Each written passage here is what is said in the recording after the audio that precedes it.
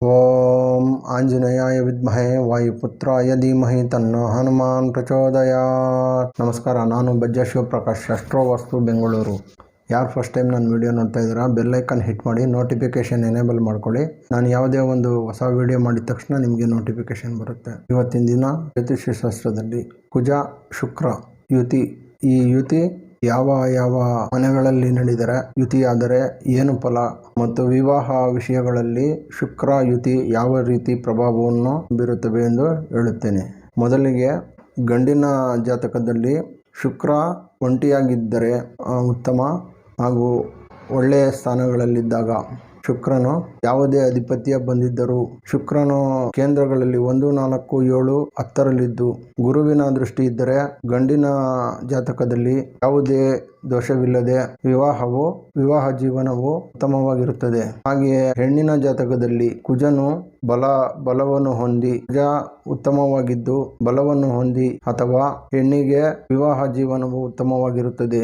ಹೀಗಿಲ್ಲದೆ ದುಸ್ಥಾನಗಳಲ್ಲಿದ್ದು ಪಾಪಗ್ರಹಗಳ ವೀಕ್ಷಣೆ ಇದ್ದಲ್ಲಿ ವಿವಾಹ ಜೀವನದಲ್ಲಿ ತೊಂದರೆಗಳು ಮತ್ತು ಕಿರಿಕಿರಿಗಳು, ಮನಸ್ತಾಪಗಳು ಇವೆಲ್ಲ ಇರುತ್ತವೆ. ಈ ಕಾಂಬಿನೇಷನ್ ಹೇಗೆ ಎಂದು ಹೇಳುತ್ತೇನೆ. ಮೊದಲಿಗೆ 1ನೇ ಮನೆಯಲ್ಲಿ ಕುಜ ಮತ್ತು ಶುಕ್ರನಿದ್ದಾಗ, ಇಲ್ಲಿ ಕುಜನು ಬಲಯುತನಾಗಿದ್ದಾಗ ಶುಕ್ರನು ಬಲವನ್ನು ಕಳೆದುಕೊಳ್ಳುತ್ತಾನೆ, ಶುಕ್ರನಿಗೆ ಬಲ ಕಡಿಮೆಯಾಗುತ್ತದೆ.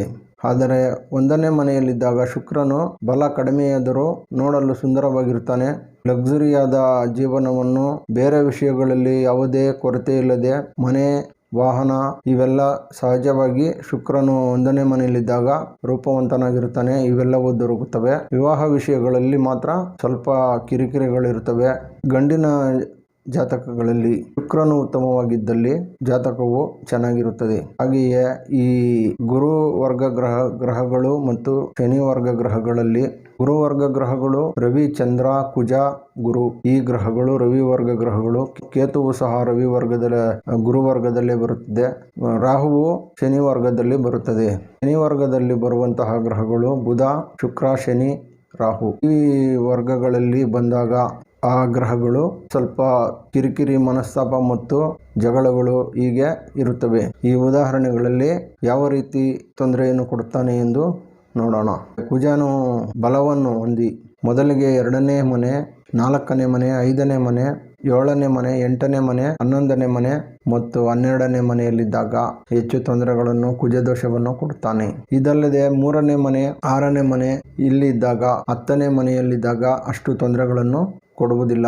ಶುಕ್ರನು ಅಷ್ಟೇ 4ನೇ ಸ್ಥಾನದಲ್ಲಿದ್ದಾಗ ದಿಗ್ಬಲವನ್ನು ಹೊಂದುತ್ತದೆ. 4ನೇ ಸ್ಥಾನ ಕುಜನು ಕಂಜಂಕ್ಷನ್ ಆದಾಗ ಕುಜನು ದೋಷನಾಗುತ್ತಾನೆ. ಹಾಗೆಯೇ 6ನೇ ಸ್ಥಾನದಲ್ಲಿ ಕುಜನು ಬಲವನ್ನು ಹೊಂದುತ್ತಾನೆ.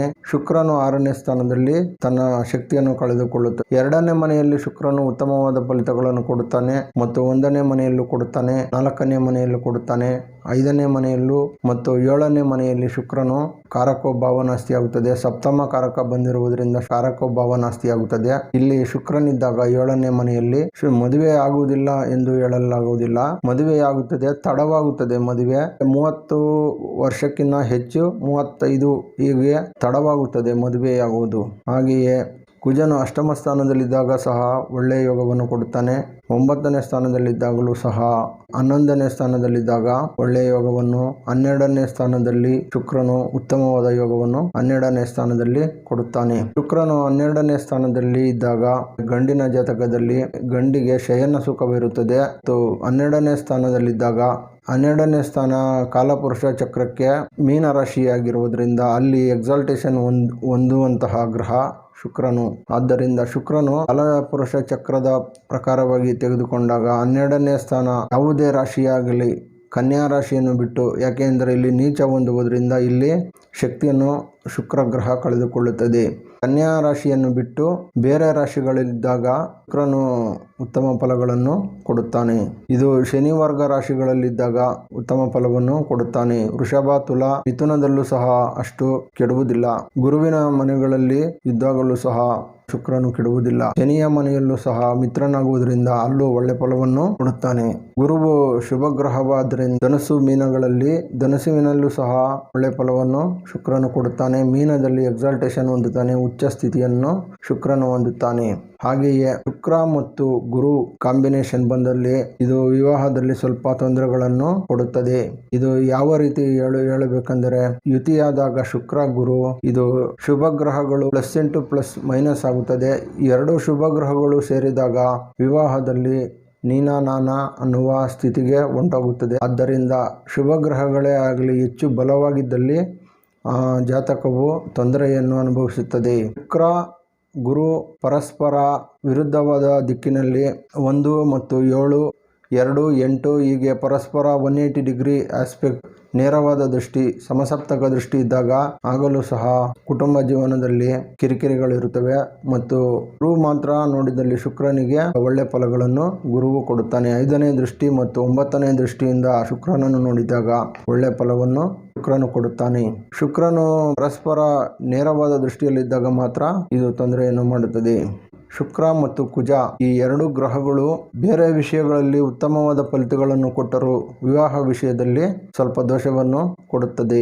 ಹೆಣ್ಣಿನ ಜಾತಕದಲ್ಲಿ ಮದುವೆ ವಿಷಯಗಳಿಗೆ ಕುಜನನ್ನು ನೋಡುತ್ತಾರೆ. ಹಾಗೆಯೇ ಸಪ್ತಮ ಭಾವದ ಅಧಿಪತಿಯು ಚೆನ್ನಾಗಿದ್ದಲ್ಲಿ ವಿವಾಹ ವಿಷಯಗಳಲ್ಲಿ ತೊಂದರೆಗಳಿರುವುದಿಲ್ಲ. ಶುಕ್ರನು ಮತ್ತು ಸಪ್ತಮ ಸ್ಥಾನದ ಅಧಿಪತಿ ಈ ಎರಡು ಗ್ರಹಗಳಿಗೆ ಗುರು ವೀಕ್ಷಣೆ ಇದ್ದಲ್ಲಿ ಉತ್ತಮವಾಗಿರುತ್ತದೆ ವಿವಾಹ ಜೀವನ. ಹಾಗೆಯೇ ಕುಜನು ಶುಕ್ರನು ಸೇರಿ ಒಂದು ಮನೆಯಲ್ಲಿದ್ದಾಗ ಆ ಮನೆಯನ್ನು ಗುರುವು ವೀಕ್ಷಿಸಿದಾಗಲೂ ಸಹ 60% ತೊಂದರೆಗಳನ್ನು ಕಡಿಮೆ ಮಾಡುತ್ತಾನೆ. ಗುರುವು ದೃಷ್ಟಿಸುತ್ತಿರುವುದರಿಂದ ಗುರುವು ಸಪ್ತಮ ಭಾವವನ್ನು ದೃಷ್ಟಿಸಿದಾಗ ಲಗ್ನದಲ್ಲಿದ್ದು ಆಗಲೂ ಸಹ ವಿವಾಹ ಜೀವನ ಉತ್ತಮವಾಗಿರುತ್ತದೆ. ಉತ್ತಮ ಕಾರಕನಿಗೆ ಗುರುವಿನ ದೃಷ್ಟಿ ಇದ್ದಾಗ ವಿವಾಹ ಜೀವನ ಚೆನ್ನಾಗಿರುತ್ತದೆ. ಹಾಗಿಲ್ಲದೆ ಸಪ್ತಮಾಧಿಪತಿ ಕೆಟ್ಟಿದ್ದು ಶುಕ್ರನು ಕೆಟ್ಟಿದ್ದಲ್ಲಿ ವಿವಾಹ ಜೀವನದಲ್ಲಿ ತೊಂದರೆಗಳಿರುತ್ತವೆ. ಕುಜನು ವಿವಾಹ ಜೀವನದಲ್ಲಿ ಕಿರಿಕಿರಿಗಳು ಮತ್ತು ಗಲಾಟೆ ಮತ್ತು ಅಗ್ರೆಸಿವ್ ನೇಚರ್, ಕೋಪದಿಂದ ಕೂಡಿರತಕ್ಕಂಥ ಭಾಷೆ, ಉಗ್ರವಾದ ಪಾಪಗ್ರಹ, ಹೆಚ್ಚಿಗೆ ಮ್ಯಾನ್ ಹ್ಯಾಂಡ್ಲಿಂಗ್ ಸಹ ಕುಜನು ಬಲವಾಗಿದ್ದಲ್ಲಿ ಇರುತ್ತದೆ. ಕೈ ಮಾಡುವುದು ಈ ತರಹದ ವಿಷಯಗಳು ಸಹ ಕುಜ ಬಲವಾಗಿದ್ದಾಗ ಇರುತ್ತದೆ. ಕುಜನು ಶುಕ್ರನು ವಿವಾಹ ವಿಷಯಗಳಲ್ಲಿ ಉತ್ತಮವಾಗಿದ್ದಾಗ ಕಂಜಂಕ್ಷನ್ 6 ಡಿಗ್ರಿ ಒಳಗಡೆ ಬಂದಾಗ ಇದು ಕಂಜಂಕ್ಷನ್ ಆಗುತ್ತದೆ. 6 ಡಿಗ್ರಿನ ಹೆಚ್ಚು ಇದ್ದಲ್ಲಿ ಅಷ್ಟು ಅದು ಬಲ ಕಂಜಂಕ್ಷನ್ ಅನಿಸುವುದಿಲ್ಲ. ಈ ವಿಷಯವನ್ನು ನಾನು ಇಂದಿನ ವಿಡಿಯೋಗಳಲ್ಲೂ ಸಹ ಹೇಳಿದ್ದೇನೆ. ಶುಕ್ರನು ಹಸ್ತನಾಗಿರಬಾರದು. ಹಸ್ತನಾಗಿದ್ದಲ್ಲಿ ವಿವಾಹ ವಿಷಯಗಳಲ್ಲೂ ಸಹ ತಡೆಗಳಿರುತ್ತವೆ.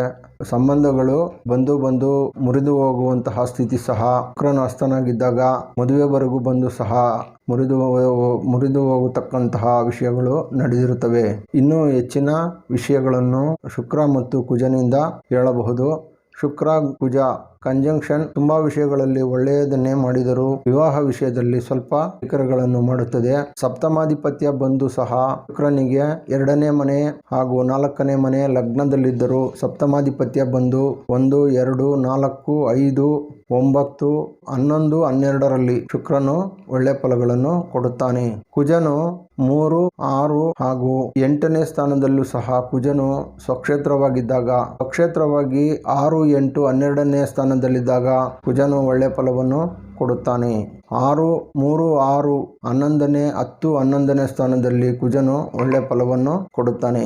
ಶುಕ್ರ ಕುಜ ಯುತಿ ಇದು ವಿಶೇಷವಾದ ಯುತಿಯೇ ಸಹ ಆದರೂ ವಿವಾಹ ವಿಷಯದಲ್ಲಿ ಸ್ವಲ್ಪ ಕಿರಿಕಿರಿಗಳನ್ನು ಮಾಡುತ್ತದೆ. ಗಂಡಿನ ಜಾತಕದಲ್ಲಿ ಶುಕ್ರ ಕುಜ ಯುತಿ ಇದ್ದು ಹೆಣ್ಣಿನ ಜಾತಕದಲ್ಲೂ ಸಹ ಕುಜ ಶುಕ್ರ ಯುತಿ ಇದ್ದಾಗ ಇದು ಸ್ವಲ್ಪ -++ ಅನ್ನುವ ರೀತಿಯಲ್ಲಿ ನಡೆದು ಹೋಗುತ್ತದೆ.